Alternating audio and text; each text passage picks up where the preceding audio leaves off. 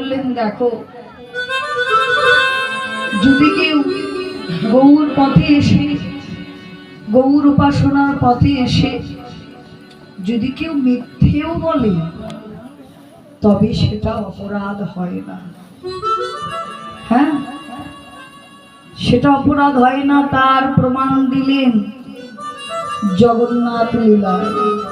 জগন্নাথ দেব বড় করুণাময়, যে যেমন বাসনা করে ডাকে জগন্নাথ প্রভু তাকে সেই বাসনা পূর্ণ করে দেয়। হ্যাঁ, এক বুড়িমা প্রতিটি দিন 4টি গ্লাসে করে যমুনার ওপারে জগন্নাথপুরী ধাম তো প্রত্যেক দিন নিয়ে গিয়ে সেখানে একটি যমুনা রয়েছে, সেখানকার জল বড় মিষ্টি, নোনা নয়। সেখান থেকে করে কি, সেই গ্লাসে জল মিশিয়ে 1টি গ্লাস দুধ জগন্নাথ দেবের সেবায় দেয়, আর 3টি গ্লাস দুধ বিক্রয় করে নিজের জীবন জীবিকা করে। হ্যাঁ, প্রত্যেক দিনের ন্যায় আজকেও সেদিন বিলম্ব না করে চলে গেলেন জগন্নাথ দেবকে সেবা দিবেন বলে। কিন্তু আকাশে বড় মেঘ জমেছে, যেন ঝড় বৃষ্টি হবে। যেই না ওই দুধে জল মিশিয়ে দিবেন, ঠিক এমন সময় একটি গ্লাসে ছোট্ট একটি মাছ উঠেছে। চলে গেলেন জগন্নাথ দেবের সেবকের নিকটে, গিয়ে বলছে, গো বিলম্ব করো না, এই যে নাও গ্লাসটি নিয়ে আমার জগন্নাথ প্রভুর সেবায় লাগিয়ে দাও। যে না সেবকটি গ্লাসটি হাতে নিয়েছে, হাতে ভালো করে খেয়াল করে দেখে সেই দুধের মধ্যে ছোট্ট একটি মাছ নড়ছে। এ তুমি কি করলে? আমি যদি দেখতে না পেতাম তাহলে তো আজ আমি জগন্নাথ প্রভুর সেবায় এটা লাগিয়ে দিতাম, আমি তো অপরাধী হয়ে যেতাম। তোমার এখানে থাকবার কোনো অধিকার নেই। এই বলে গ্লাসটি তার হাতে ধরিয়ে দিয়ে জগন্নাথ পুরী থেকে, জগন্নাথ ধাম থেকে তাকে দূর দূর করে তাড়িয়ে দিলেন। সে অনেক কষ্ট বুকে নিয়ে কাঁদতে কাঁদতে নিজ ঘরে ফিরলেন। নিজ ঘরে ফিরে কেঁদে কেঁদে বলছে, হে প্রভু, আমি তো জানি না এরকমটা হবে। প্রভু, তুমি সেবা না পেলে যে আমি সেবা পেতে চাই না, পারি না। তোমাকে আমি সেবা দিতে পারিনি, আমি কিভাবে সেবা গ্রহণ করব? আজ আমি অনাহারে কেটে দেব। আমি যে অপরাধ করেছি, আজ তোমাকে আমি সেবা দিতে পারিনি। এই বলে বুড়িমা কাঁদছেন। দেখুন জগন্নাথ দেবের কি অপূর্ব লীলা। জগন্নাথ দেব একটি বৃদ্ধা সেজে সেই বুড়িমার ঘরে এলেন। এসে বলছে, ও বুড়িমা, আমি অনেক দূর থেকে এসেছি গো, আমি বড় ক্ষুধার্ত, আমাকে একটু কিছু সেবা দিবে?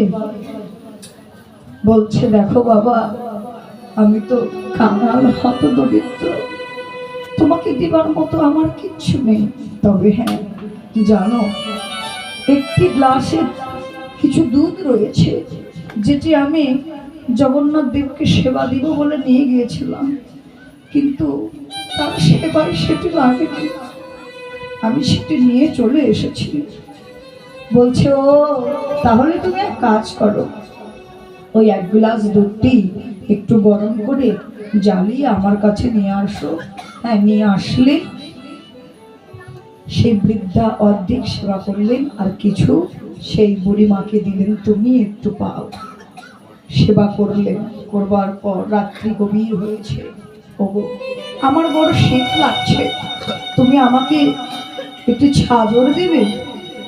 বলছে, দেখো, আমার থেকে কি চাইছো? আমি বড় কাঙাল, তোমাকে দিবার মতো আমার কাছে কিছু নেই, তবে একটি চিরা কাঁথা রয়েছে, এই যে ধরো।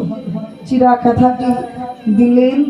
দিবার পর সেই বৃদ্ধা ঘুমিয়ে পড়লেন। ঘুমিয়ে পড়লেন।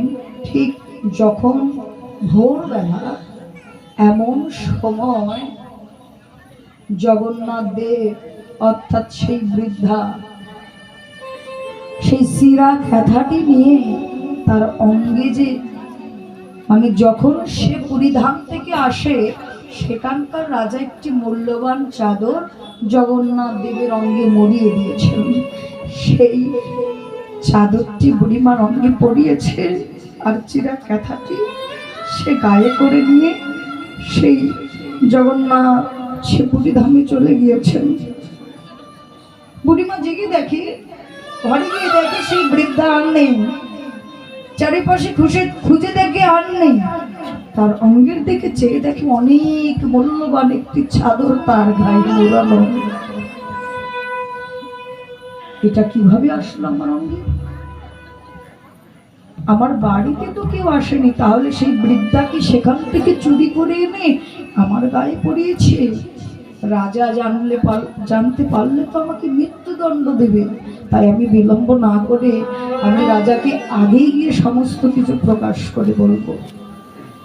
বিলম্ব না করে রাজার কাছে চলে গেলে গিয়ে বলছে, ওগো দেখো এই যে চাদর, আমি কালকে দেখে গেলাম জগন্নাথ দেবের অঙ্গে যে মূল্যবান চাদরটি মোড়ানো ছিল, কিন্তু সেই চাদরটি জানো একটি বৃদ্ধা আমাদের বাড়িতে গিয়েছিলেন, গিয়ে ঘুমিয়েছিল, তাকে আমি একটি চিরাকেতা আমার শেষ সম্বল তাকে দিলাম, সেই সম্বলটি আমার চুরি করে সে করলেন কি এই মূল্যবান চাদরটি আমার অঙ্গে দিয়ে সে কোথায় যে চলে গেল তাকে আর আমি দেখতে পেলাম না।